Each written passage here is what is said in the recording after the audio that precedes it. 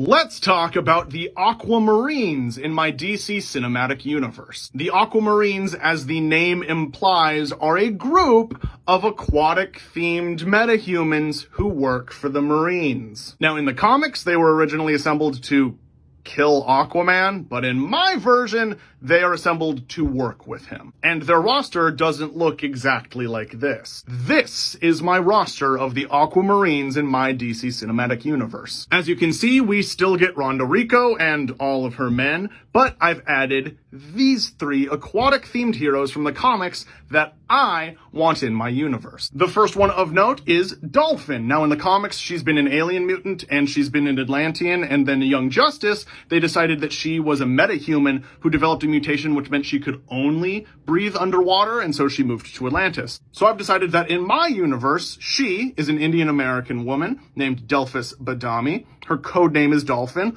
All of the Aquamarines get aquatic-themed code names, and her metahuman abilities essentially make her Atlantean. She can breathe underwater. She can swim crazy fast. She has heightened strength and reflexes. Now, in the comics, she's always only ever been called Dolphin, and Young Justice was the thing that gave her the name Delphis, but she still never had a last name, so I made this one up. She premieres in my third Aquaman movie in Phase 4, and this is when she would meet Garth, and we would see those two fall in love over the course of the movie. The second character that I really wanted to bring in was Coreyak. Now, if you've read the comics, Coreyak is Aquaman's son. This is literally the story. Aquaman had a one-night stand with an Inuit woman one time when he was up in Alaska, and she gave birth to Coreyak.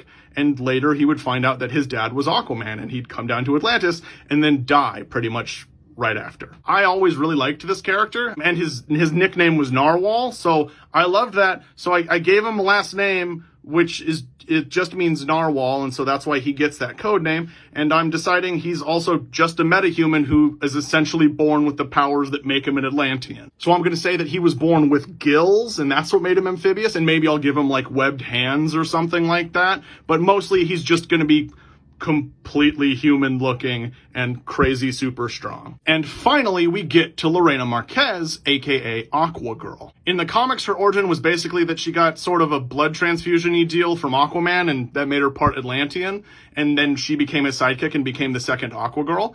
And so in my universe, she's just a metahuman as well with this same sort of mutation, only hers puts her way closer to being equal to an Atlantean. I want Lorena to be significantly more powerful than the rest of the Aquamarines. Like, these people are all going to be badasses. They're all going to have super strength. They can all breathe underwater. Some of them will straight up just be fish-looking monster people from the get-go and not be able to shift back and forth between their forms. Some of them will be like sort of werewolf deals where it's a transformation they can actively trigger. Some of them will be completely human passing with very minor fishy sort of mutations such as gills or scales. But Lorena's metahuman mutation makes her on par with an Atlantean.